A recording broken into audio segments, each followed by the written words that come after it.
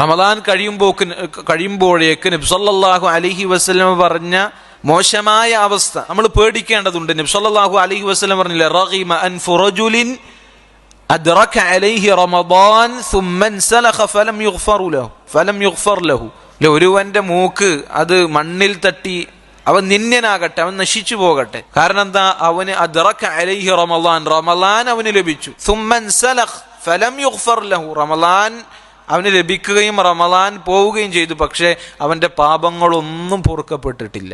ഈ ഒരു അവസ്ഥ സഹോദരങ്ങളെ എനിക്കും നിങ്ങൾക്കുണ്ടാകാതെ നമ്മൾ സൂക്ഷിക്കുക. ഈ ഒരു അവസ്ഥ വരുമോ എന്ന് അതിയായി നമ്മൾ ഭയപ്പെടണം. റമദാൻ നമുക്ക് ലഭിച്ചു, റമദാൻ കഴിയുമ്പോൾ നമ്മുടെ പാപങ്ങളൊന്നും പൊറുക്കപ്പെടാത്തൊരവസ്ഥ ഉണ്ട് എങ്കിൽ അത് വളരെ വലിയ അപകടമാണ്.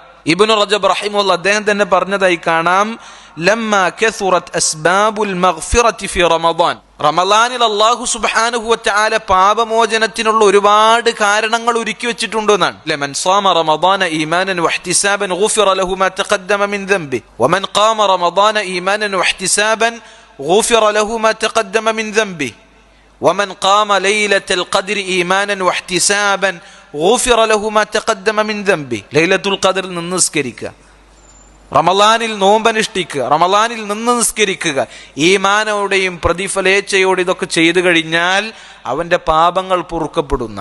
റമദാനിൽ അല്ലാഹു സുബ്ഹാനഹു വ തആല ഒരുപാട് പാപമോചനത്തിനുള്ള അവസരങ്ങളും കാരണങ്ങളും ഒരുക്കി വെച്ചിട്ടുണ്ട്.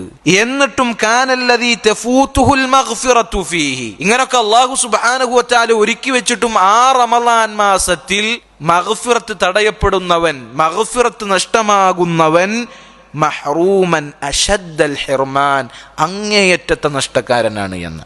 അങ്ങേയറ്റത്തെ കഠിനമായ നഷ്ടത്തിലാണ് അവൻ. അങ്ങനൊക്കെ അല്ലാഹു സുബ്ഹാനഹു വ തആല മഗ്ഫിറത്തിനുള്ള കാരണങ്ങൾ ഒരുക്കി വെച്ചിട്ടും ഇവന് മഗ്ഫിറത്ത് ലഭിച്ചില്ല, വേണ്ട പോലെ പണിയെടുത്തില്ല എന്നാണ് അതിൻ്റെ അർത്ഥം. അതുകൊണ്ട് ഈ ഒരു അവസ്ഥ അങ്ങേയറ്റം നമ്മൾ പേടിക്കേണ്ടതുണ്ട്.